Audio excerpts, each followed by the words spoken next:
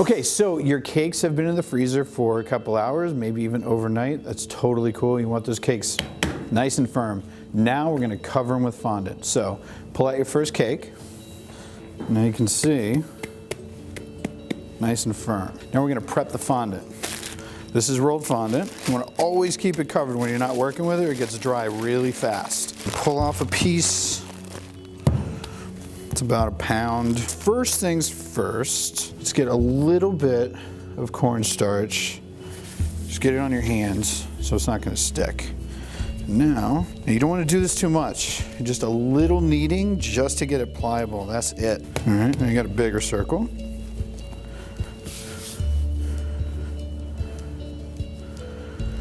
And let's get some cornstarch on the table. A little cornstarch on top because it'll stick to the rolling pin. Okay, then you get a rolling pin. You're gonna roll it out. So what you do is start in the middle. Okay, don't start at one end and then roll across. You want to start in the middle. And you're gonna roll a piece like this, okay? Then starting in the middle, go towards you. There you go. You're gonna turn it 90 degrees. Make sure you got plenty of cornstarch under there. Okay. Okay, now you'll have these little ridges. So once you have it the size you want, gently take the rolling pin, just kind of rub them out. You want to get your cake where the fondant is. You want to pick the fondant up. You don't want to really touch this stuff very much. So what you do, lay your rolling pin in the middle, grab it by the edge, flip it over, pick it up, slide your hand in, and take a brush, and get all the extra off. You can do this with like a paper towel too. This is weird because you're taking something that's two-dimensional, it's basically a flat piece of paper, and you're making it three-dimensional. So I'm gonna take that bottom edge, and I'm gonna get it right about here. So I wanna make sure I cover the cake completely. Okay, now you got this piece of fondant sitting on a cake, and you have to make it fit. So first thing you wanna do is the top edge. The top edge is going to be supporting all the weight of that fondant, and if you just leave it sitting there, it's going to crack. And now what you do is just slowly work your way down the cake while working around.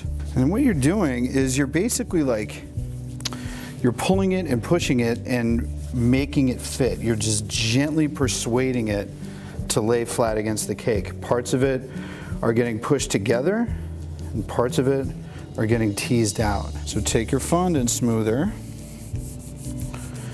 give it some pressure, it's okay. When the whole smoother touches the whole cake gets smooth. Now, take a pizza cutter. If you don't have a pizza cutter, you can use just like a paring knife, anything. You're gonna hold it at a 45-degree angle, chop right into the corner. And just run it around.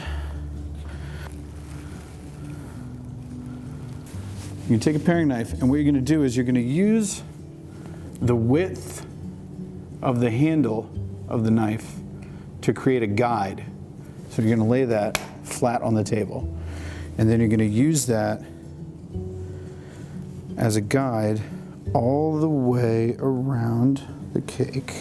And what this is going to do, this is going to give you a cushion, because cakes are funny. And cakes, they like to settle sometimes. You got this nice cold cake. It's firm, it's stable, it's not going anywhere.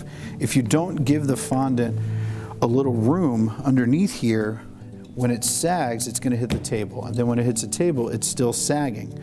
Because the fondant doesn't have anywhere to go down, it's gonna start to go out. And you start to get these like ridges.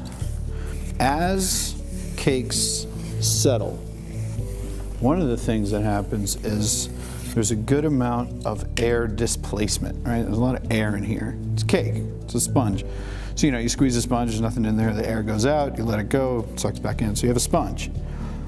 As you compress the sponge, the air that's in here needs to go somewhere. Right now it has nowhere to go. This stuff is airtight.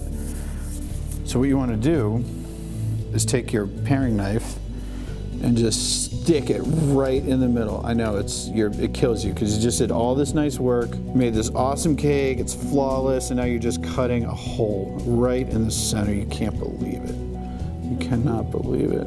And then just, push it down a little bit. Make sure you can you just want to give it a little bit of space so the air that's inside the cake that's going to get pushed out has somewhere to go. If you don't give it somewhere to go, you get a tumor. You get a big bubble, that'll happen overnight. Your cake will look awesome. You're like, okay, cool, this looks great. I'm going to put this on the shelf.